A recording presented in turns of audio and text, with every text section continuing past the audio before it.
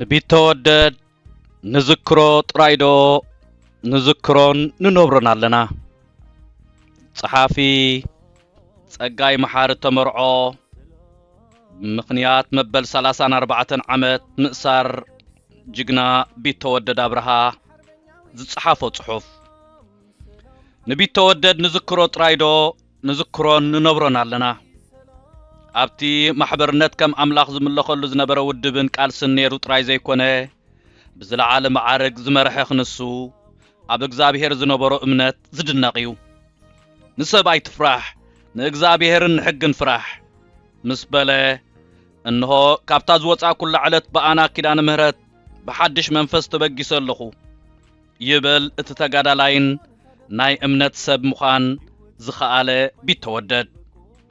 نتا ابشحن 997 نستوسنه غزي مستفتحه امبقول عدو منغوتي نهزب زسمع مدره تبعات تحتنا فرحات اغزابيهر حدقت سلامن مكبارن كندي غزي سمعيا يخون ايقصرون ناي نفس حويت ملእخت تصور رأسه امانت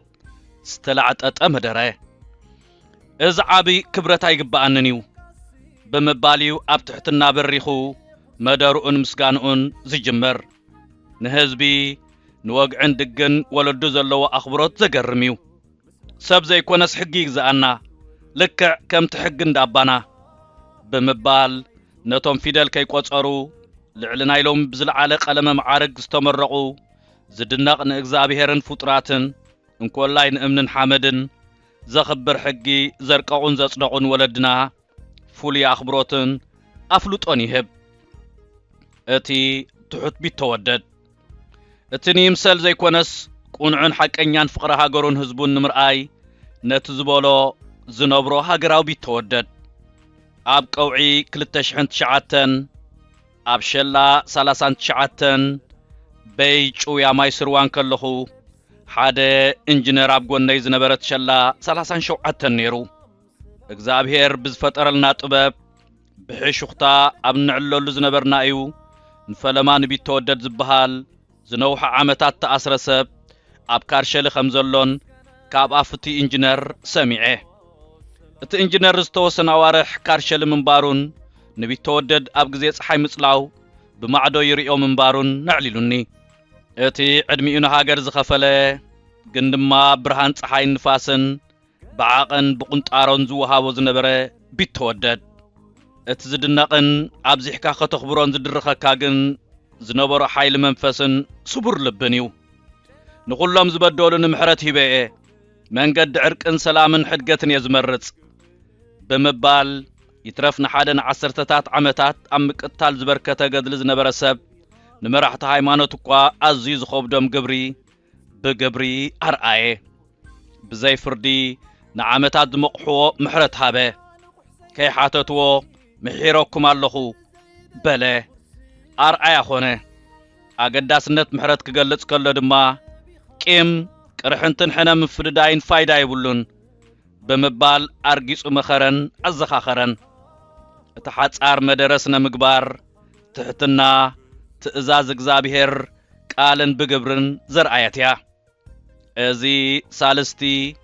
تحقኛ جግነት ካ خندي قتيلካ ዘይኮነስ نخندي محيركا نخندي صلات خازنبرو نافتو تخا قيركا نزخوري ابيدكا يو ጅግና ዘብለካ ዝበለ ቢተወደድ ዕለተ መጮይቱ ምክንያት ብምግባር ክንዝክሮ ቀኒና ዝሐጉስ እዩ ግና ምዝካሩ እምበር እቲ ንሱ ዝሃቦ ምሕረትን ይቕሬታንከ ንዋሃሃብ ዶለና እግዚአብሔር ብዝፎቶ መገድዶ ንኸይድ ኣለና ሰብ ዘይኮነስ ሕጊ ግዛአና ዶ ንብል ኣለና ቂም ቅርሕንትን ሕነ ምፍድዳይን ፋይዳ ይብሉን ቢልና ልብና ንሰብሮ ዶለና ከም ቢተወደድ ትሕቲልና ዶ ንብርኽ ኣለና ተቃለስትን ንእግዚአብሔር ዝፈርሑ እንዶ ንኸውን ኣለና ኮታስ ከምቲ ቢተወደድ ዝበሎ ጥራይ ዘይኮነስ ንሱ ዝፈጸሞ ዶ ንፍጽም ኣለና ንቢተወደድ ንዝክሮ ጥራይ ዶ ንዝክሮ ንነብሮን ኣለና ንሕና ደቂ አብርሃም ኢና ዲና ንብል ዘለናስ አብርሃም ዝገበሮ ንገብር ኣለና ኢና ንብል ዘለና እግዚአብሔርን እታ ብኹርዓት ጸዋዓ ኪዳነ ምሕረትን ምስኡ ይሃሉ ጸጋይ መሐሪ ሽወደን አይለ ከበበው ዘኽሩ ብዛዕባ ቢተወደድ ኣብ ፌስቡክ ዘካፈሎ ጽሑፍ ሒደት መዓልታት የንተሪፈን ኩኘ ኢሉ ነይሩ መልእኽቱ ዝለኣኸለይ በታ ኣብ ውሽጢ ናይ ክርቢት ባኮ ዝለኣኻ ብጣስ ወረቐት ከምኡ ኣመራርሓ ወታደራዊ ሎጂስቲክን ካብ ኦፕን ዩኒቨርሲቲ ሎንዶን ብመንገዲ ምልኣኽ ከም ዝተማሃረ ውግዕኒ ኣድኒቀዮን ተሓቢነሉን ምስ ቢቶ መጀመርያ ግዜ ን1979 ካብ ፋሓዝ ሊቕና ናብ ዓራግ ንጓዓዘሉ ዝነበርናሉ እዋን ኣብ ቀብሪ እወት ቲና ተላሊና ሽዑ ኣብ ክፍሊ መጓዓዝያ ነይሩ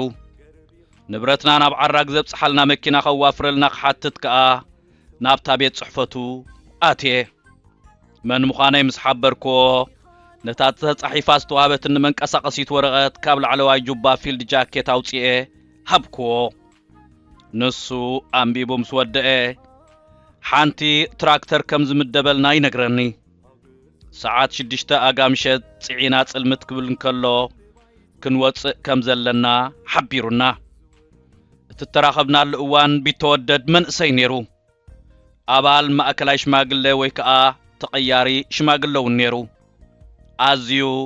ፍሕሽውን ምቕሉልን ኮይኑ የረኺበዮ ብጽሬቱ ከዓ ተገሪመ ድሕሪኡ ኣብ ጀልሃንት ማለት መሬት ሱዳን ናብ ክፍሊ ትምህርቲ ተመዲቡ ዝመጻሉ እዋን ብሒደት ኣብ ወርሒ ሓንሳብ ንራኸብ ነርና ምኽንያቱ ኣብ ነፍሰ ወከፍ ወርሒ ናይቲ ዞባ ፖለቲካዊ ሰሚናር ይካየድ ነይሩ ካብኡ ሓሊፉ መጽሓፍቲ ክልቃሕ ናብቲ ኣነ ዝመርሖ ቤተ መጽሓፍቲ ይመጽእ ነይሩ ኣነ እውን ካብ ዘሎን ንኽብረት ዘንበብክዎም ብሉጻት መጽሓፍቲ ይሕብሮ ነይረ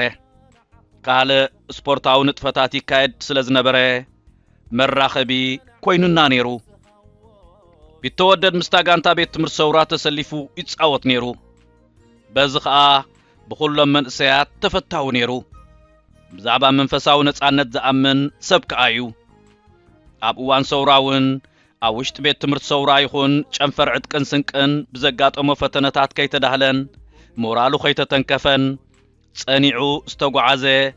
ምሳሌ ሓቀኛ ተቃላሳይ እዩ ቢተወደድ ከም ኩሎም ቶም ንኸብዶም ክብሉ ዘጽቀጡ መጽቀጥ ቢተወደድ ከም ኩሎም ቶም ንኸብዶም ክብሉ ዘጽቀጡ ምጽቃጥ ምመረጸ ነይሩ እንተኾነ ግን ካብ ነጻነትካን ሓጎስካን ምሻጥ መከራ ተሰኪንካ ሰብኣዊ ክብርኻ ምዕቃብ መሪጹ ብዙሕ ዝብሎ እንተለኒ እኳ ናብታ መንቀሊት ጽሑፈይ ክምለስ ድሕርታ መልእኽቲ ሽኮር ዘይቲ ሳልሳን ሽምዓን ማለት መብሰል መግቢ ይልእኸለይ ነይሩ ኣብ መወዳእታ ናብ ኢትዮጵያ ማለት ትውልድ ሃገረይ ክኸይድ ምስ ቀይሕ መስቀል ምስ ወዳእኹ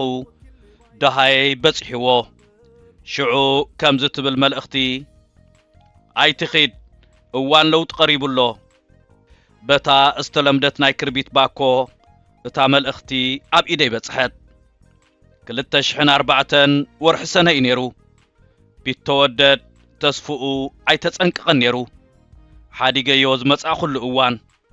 ንህይወት ወንጀል መርመራ በዲሁ ምጽንሑ ንዓይ ተኣምር እዩ እግዚአብሔር ጽንዓት ጥዕናን ዕድመን ሂብዎ መወዳእትኡ ብዓወት ክፍጸም እምነ ሃይለ ከበበው።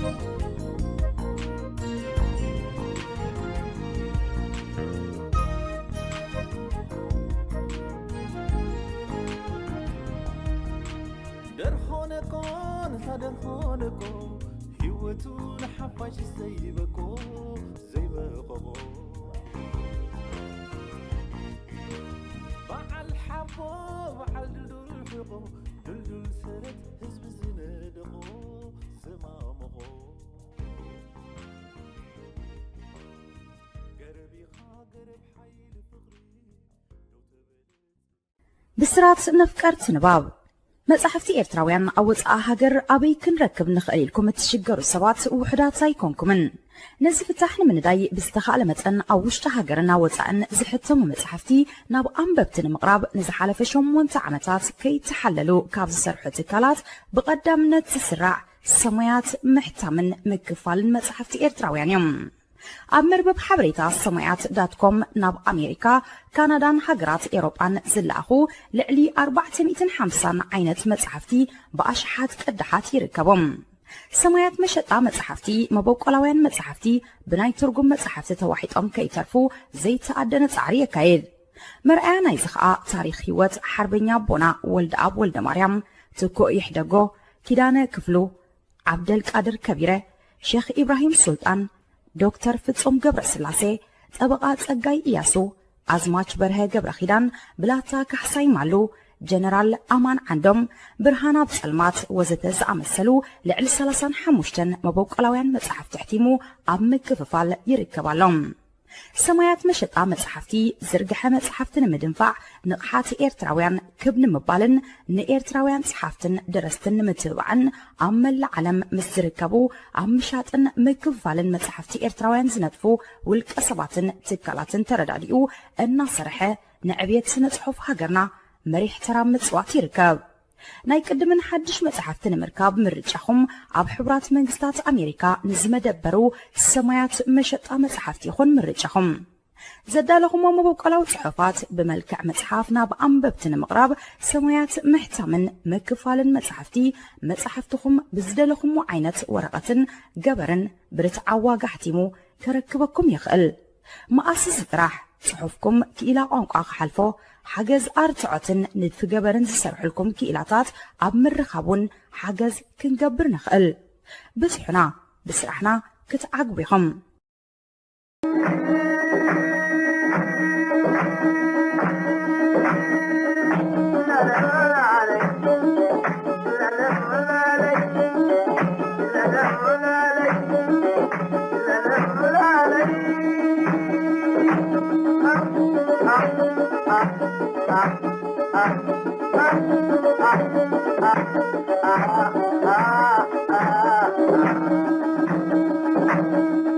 Thank you.